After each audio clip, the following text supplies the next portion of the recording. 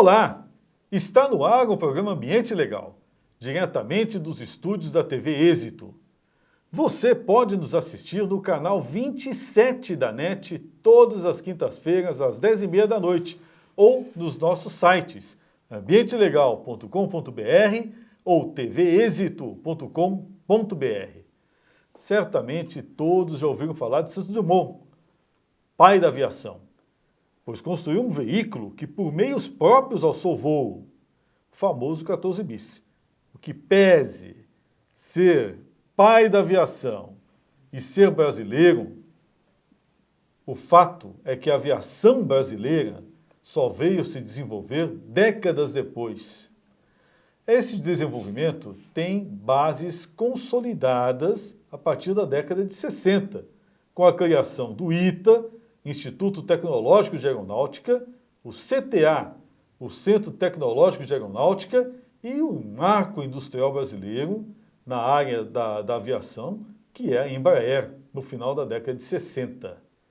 A Embraer tem reconhecimento internacional, está no ramo há mais de 40 anos, produziu mais de 5.000 aviões esses que operam em 80 países, e é líder mundial no mercado de jatos comerciais com até 120 assentos.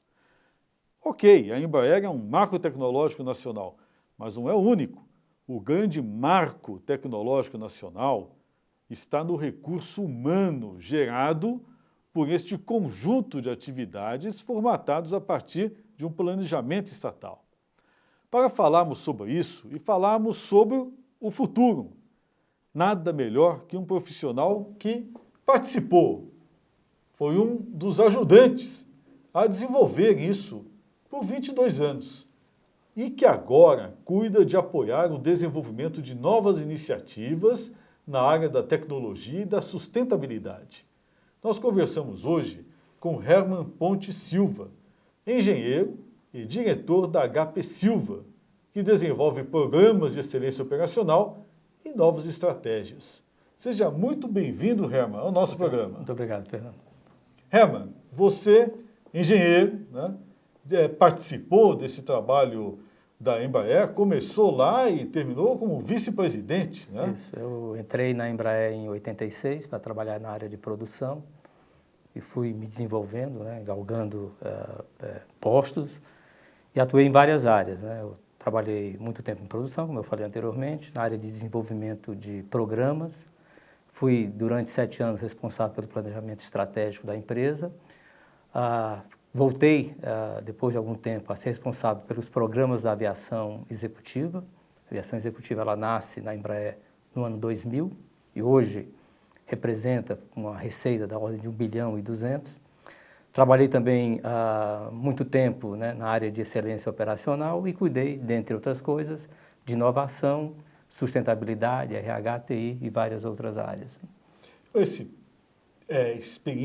experiência acumulada, Hoje você agora, no mercado, com a consultoria própria, tem atuado bastante num ramo que é muito bem quisto pelo mercado em geral, mas que ainda é uma novidade em se tratando do cenário brasileiro, o startup de empresas e de novas tecnologias. Como é que você vê hoje, primeiro, o cenário da formação de engenheiros e de pessoas ligadas à tecnologia e sustentabilidade no Brasil? E como é que se dá hoje isso no ramo da iniciativa privada?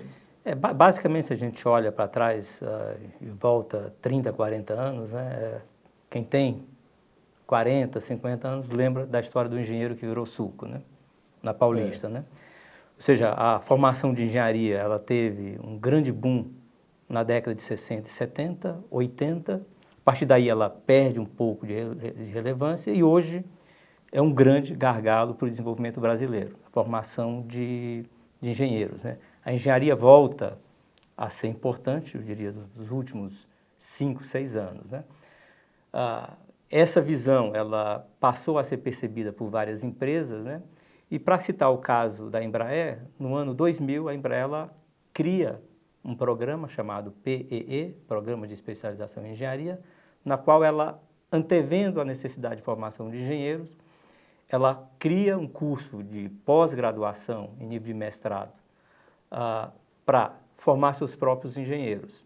Ou seja, ela cria um programa, ela busca engenheiros recém-formados no mercado e coloca esses engenheiros para atuar ou se desenvolver nesse programa que tem mais ou menos 18 meses de operação.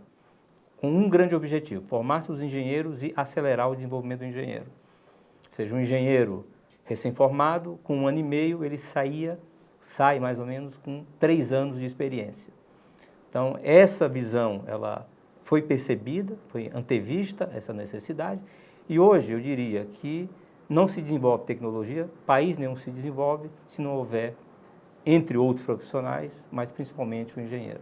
E a engenharia nacional, que já teve tão boa tradição, inclusive a nível internacional, e que efetivamente reduziu-se agora, como muito bem disse o Herman, é um gargalo, a engenharia nacional ela volta a buscar o seu prestígio e tem que atender uma necessidade premente na área de tecnologia, né? Se a Embraer é um exemplo de empresa que desenvolveu medidas próprias para se defender do gargalo, isso já não acontece no restante do mercado, né, Herman? Hoje existe uma dificuldade muito grande, né? Para você ter ideia, a empresa, há uns 5, 6 anos, ela começa a sentir pressão do mercado internacional sobre seus engenheiros. Então, hoje, a empresa, né, até quando eu estava lá, mas certamente continua, né, ela, nas suas pesquisas salariais, ela não se compara só no mercado nacional. Ela vai buscar as referências e se compara com o mercado internacional. Então, por quê? Porque o engenheiro passa a ser entre aspas, uma raridade. Engenheiro bem formado, pra você ter uma ideia, né? Um bom engenheiro, ele tem que ter pelo menos de 7 a 10 anos de experiência. Tem que ter passado pelos 2 projetos, né? Então, quem não se prepara, quem deixa para a última hora, certamente vai ter dificuldade. Até porque, no caso da engenharia, no caso da tecnologia, existe um processo muito importante que é o acúmulo de conhecimento, né? E o desenvolvimento, né, principalmente para quem tem alto conteúdo de tecnologia, né, essa coisa não acontece de uma hora para outra. Então, essa ideia de que o engenheiro entra e desenvolve alguma coisa do zero, são casos muito raros. Ou seja, a tecnologia, a engenharia, ela é construída sobre bases sólidas, né? Isso só se consegue ao longo dos anos, né? Quando a gente fala em sustentabilidade, muita gente fala gestão ambiental, né, prevenção e tal, mas o que a gente observa claramente hoje é que a sustentabilidade está baseada na tecnologia, né? Como é que você hoje, no mercado, tem observado a busca e o avanço tecnológico na área da sustentabilidade, da proteção do meio ambiente? Eu vejo da seguinte maneira, né? Primeiramente, acho um conceito que eu gosto de usar é que não existe empresa sustentável, né? Ou seja, se a gente pensar que as empresas fazem parte de uma cadeia produtiva, pensar que elas são sustentáveis dentro dos seus muros, né, é um conceito que eu acho que não se sustenta. Acho que a ideia é que a sustentabilidade ela se dê dentro de uma cadeia. Quando a gente pensa sustentabilidade dentro de uma cadeia, eu posso exemplificar, né, algo que eu conheço mais de próximo, né, que é a indústria aeronáutica, né? Você tem do passageiro, né, que é o usuário do serviço, até quem fabrica matéria-prima. Então, se a gente pensar essa cadeia, você tem o passageiro, todo o complexo aeroportuário e de gestão do tráfego aéreo, você tem a empresa aérea, você tem o fabricante de avião, o fabricante de componentes, o fabricante de estruturas, o fabricante de matéria-prima. Então, ao analisar a cadeia como um todo, há que se buscar soluções tecnológicas adequadas para cada uma desses elos da cadeia, né? Então, parte ela é tecnologia, mas parte é o uso eficiente e eficaz da tecnologia. Então, por exemplo, se você tem uma máquina que você consegue, ao utilizá-la, usar menos matéria-prima no processo produtivo, você está sendo sustentável. Então, não adianta reciclar somente. Você tem que reciclar, mas antes de reciclar, você tem que pensar no melhor aproveitamento da matéria-prima, né? Então, quando você aproveita melhor a matéria-prima, você usa menos energia. Você gera menos emissão.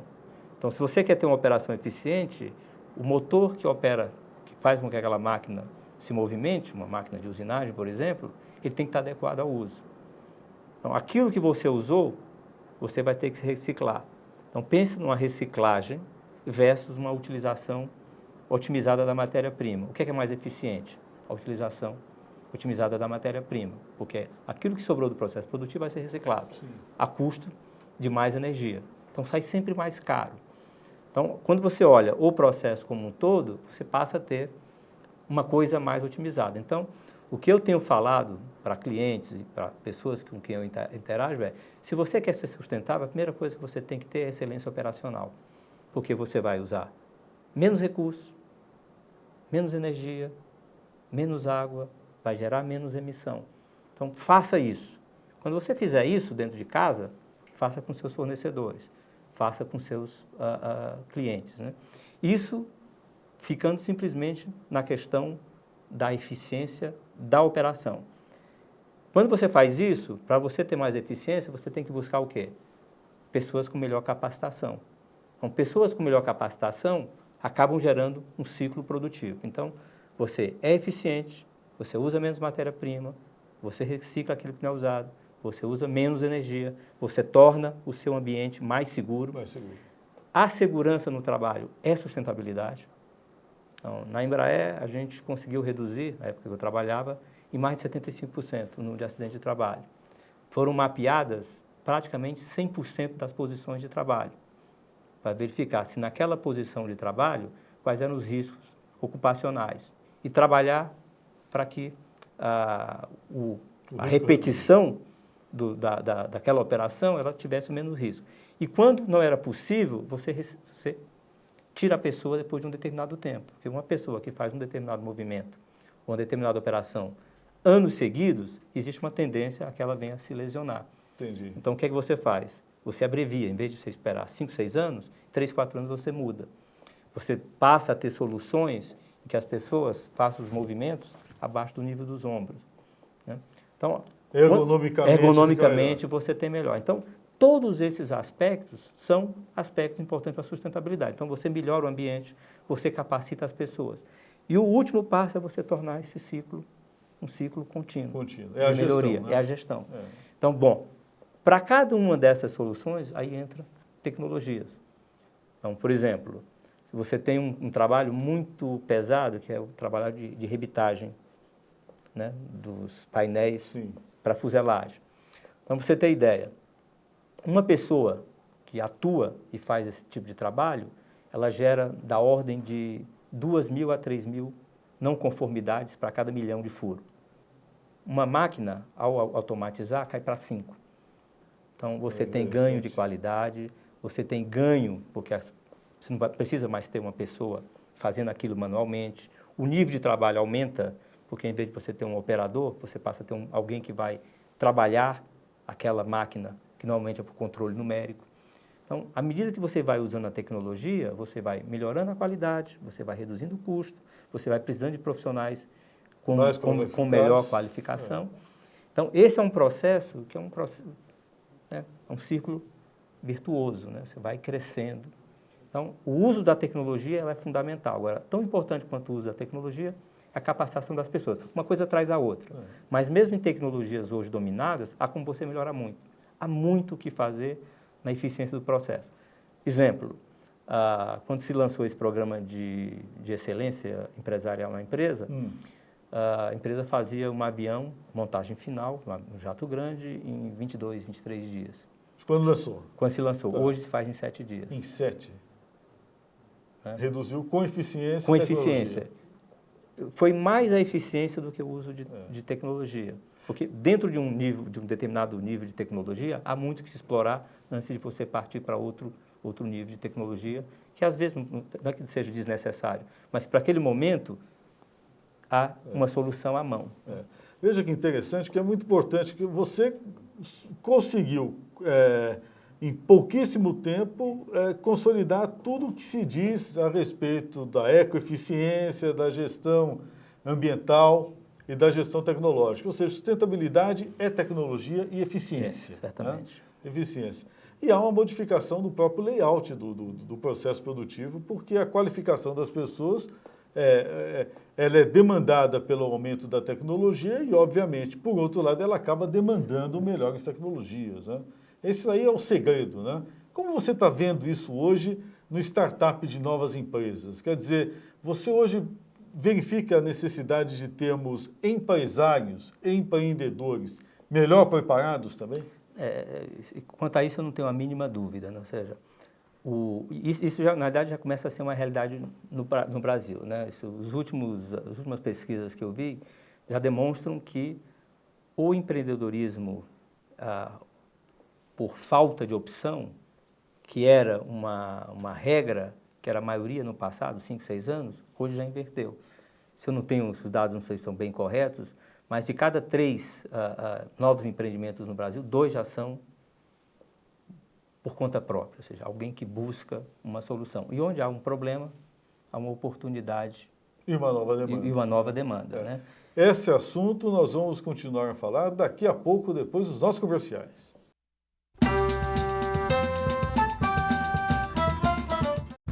TV Êxito nas redes sociais.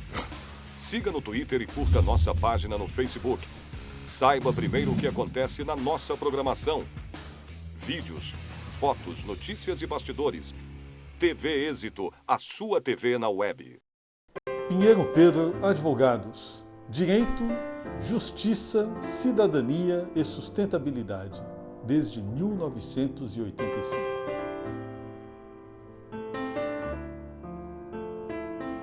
Para estar bem informado, baixe no seu tablet ou computador o aplicativo do jornal Diálogo Metropolitano.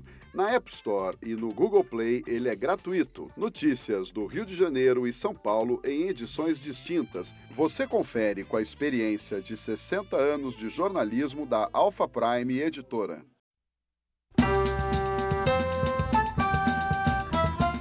Olá! Estamos de volta ao programa Ambiente Legal, falando hoje sobre eficiência, tecnologia, sustentabilidade e mercado, com alguém que já tem uma experiência no ramo de muitos anos, né, e uma formação toda voltada à área tecnológica, né, nosso amigo Herman Silva. Né? Herman, você estava nos falando a respeito da questão dos novos empreendimentos e da necessidade de nós sermos empresários bem formados hoje, né, no que tange a questão da área tecnológica e da sustentabilidade, né? Como é que você tem observado hoje o startup hoje das empresas e o que é efetivamente um startup? Hoje, como eu falava anteriormente, né, no bloco anterior, cada vez mais a gente vê no Brasil, né, eu vou trazer para o nosso ambiente, né, uma situação em que as pessoas passam a empreender não mais por necessidade, mas por vontade, né? Então, isso é um dado acho que importante a gente ter. O segundo dado importante é que, cada vez mais, à medida que o mundo se torna mais complexo, né? À medida que, cada vez mais, os negócios eles têm bases de tecnologia ou usam a tecnologia, esse empresário, esse empreendedor, não pode ser mais um empreendedor do passado. Então, você passa a ter uma necessidade de alguém que veja o mundo de uma forma diferente, que veja as soluções para os problemas atuais de uma forma diferente, que veja que os problemas hoje eles não são mais resolvidos por uma única solução, que muitas vezes você tem que usar várias tecnologias, né? Isso, eu diria que não somente em indústrias de altíssima tecnologia. Cada vez mais você precisa ter uma base de tecnologia maior. Então, isso requer uma outra classe de empreendedores. Então, o que é que a gente tem visto hoje no Brasil? Uma profusão de novos negócios, a criação ou mais o aparecimento de toda uma estrutura que apoia essa criação, os angels, o pessoal de venture capital, e isso, né, a própria profissionalização dessa ambientação faz com que o empresário seja um outro nível de empresário, outro nível de empreendedor. Então, aquele empreendedor, ou eu diria diferente, o empreendedor de hoje, que precisa vender o seu negócio, que precisa de um investidor, que precisa montar um plano de negócio, já não é mais o mesmo do passado. Então, o que é uma startup? É uma empresa, né, como o próprio nome diz, né, que está iniciando, que está trazendo uma nova solução para o mercado e que muitas vezes precisa de apoio. E ao precisar de apoio, ela tem que buscar nessa rede de apoio, né, normalmente recursos para que ela possa se desenvolver. Ao fazer isso, precisa se montar planos de negócio. Ao ter que montar plano de negócio, você precisa ter pessoas com uma melhor capacitação. Então, hoje, o que é que eu tenho visto? Eu tenho basicamente trabalhado, né, com 2 startups, né, das quais eu sou sócio, né, e tenho ajudado algumas empresas a buscarem investidores, né, e empresas de altíssima tecnologia. Né? Então, para que isso ocorra, você tem que ter a empresa com capacidade de se apresentar, né, e você tem que buscar investidores que entendam essa empresa. Ou seja, normalmente quem busca esse tipo de apoio busca não somente o dinheiro, mas busca um apoio de negócio, um conhecimento. E você tem observado alguma dificuldade? Porque nós temos duas questões que eu já tenho observado muito em startups. Primeiro, o comportamento, até pouco tempo atrás, era óbvio, era fácil de se verificar, do mercado financeiro. Parece que o banco só quer financiar aquilo que já está pronto, né? E a dificuldade muito grande que o mercado financeiro tem de entender que precisa investir, né? Até às vezes na própria articulação e formação do negócio, né? E na outra ponta, a burocracia é quase que insuperável, né, do poder público, né? O tamanho e o volume de exigências e de posições aí que a gente observa, né?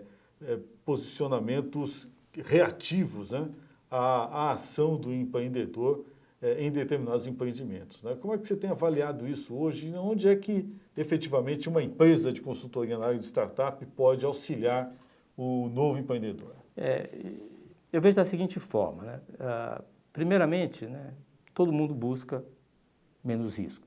Uma vez eu ouvi de um colega que trabalha num grande banco estatal, a estrutura de financiamento, né, que ele aceita menos retorno, mas ele não quer risco. Então, ninguém quer risco. Então, você investir numa empresa que ainda não tem um produto, que ainda não tem cliente, o que nem se pensar que não tem um mercado, normalmente esse tipo de empresa ela passa a ter uma atração muito menor, uma atratividade menor do mercado financeiro estabelecido.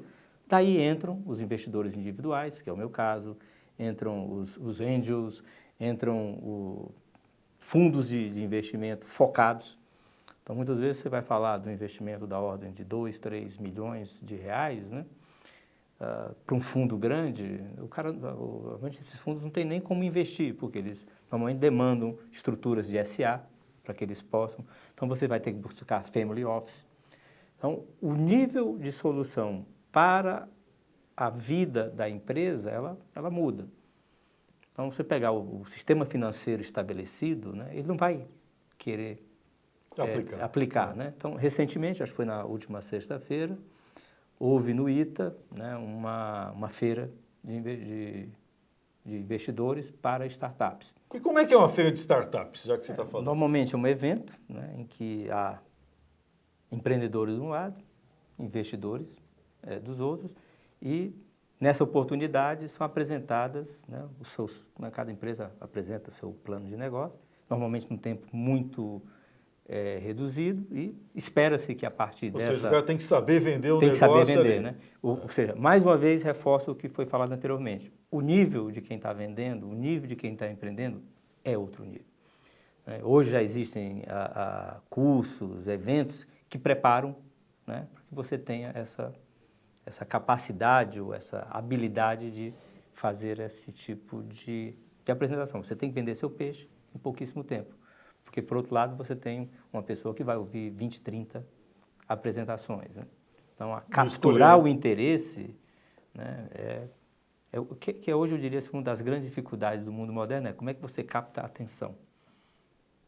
O mundo da internet está aí, mas como é que você capta a atenção para o seu, entre aspas, pro seu peixe? Né? E com a questão da sustentabilidade, é fácil vender a sustentabilidade? Não, eu diria o seguinte, primeiramente é muito difícil e hoje eu acho que pouca gente tem entendimento do que é a sustentabilidade. Eu acho que hoje existe muito o que se fala, entre aspas, o greenwashing, né? Ou seja, alguém que fala, mas não entende sobre o que está falando. Até porque, para você ser sustentável, você tem que investir. Né? Às vezes você tem que investir mais, às vezes você tem que investir menos. Então, quando você fala de eficiência e excelência operacional, normalmente esse retorno ele é de mais curto prazo. Por quê? Porque as empresas, de uma forma em geral, tem muito problema de produtividade, tem muita oportunidade de melhoria. Mas essa é uma linha boa. Quando você vai para consumo de energia, esse projeto, normalmente eles se estendem 2 anos.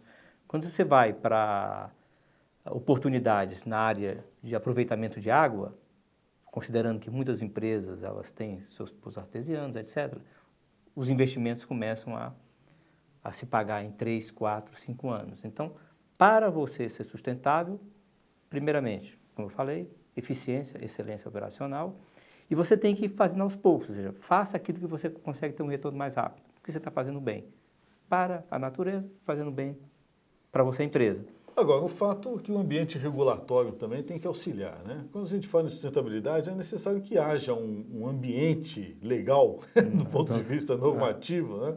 Que exija ou demande também investimento, que muitas vezes o início é custo, né? Uhum. Aí você vai entrar numa situação em que o investimento ele tem algum tipo de benefício, ou seja, todo mundo tem que ceder, ou para que no final todos ganhem juntos. Então, quando você tem uma situação em que você tributa um investimento para a sustentabilidade, ninguém vai investir, ou poucas empresas têm essa visão de que eu vou investir porque eu quero salvar o planeta. Normalmente, eu quero investir porque eu quero ter retorno. Então, nada como você ter o retorno. Então, quando você, por exemplo, compra uma máquina de corte de placa a água e você otimiza a utilização daquela matéria-prima, daquela placa, daquela chapa, né, você tem um retorno mais imediato. Quando esse retorno se dá em 3, 4, 5 anos, se você não tem algum tipo de benefício ou alguma facilitação nesse processo, normalmente esses processos, esses projetos eles vão ficar no final da fila. Vão ficar no final da fila, né? Ou seja, é fundamental, se a gente for pensar nisso, que haja também um ambiente financeiro, somente de ordem pública, né, que possa facilitar o empreendedorismo. Não, né? certamente. Se não há esse arcabouço, seja de benefício, seja de estabilidade, regras claras, que é o que acontece hoje. Ou seja, hoje, se você não tem um marco legal, regulatório, fundamentado, estruturado, ninguém investe. A gente está vendo isso no Brasil. Hoje é o que a gente vive no nosso dia a dia. É o gargalo, né? É o gargalo. Né? Ou seja, hoje a gente tem, para derivar um pouco, problemas no sistema de transporte, nos portos, nos aeroportos, o trem-bala não sai. Ou seja, o trem-bala ele é um indutor de desenvolvimento.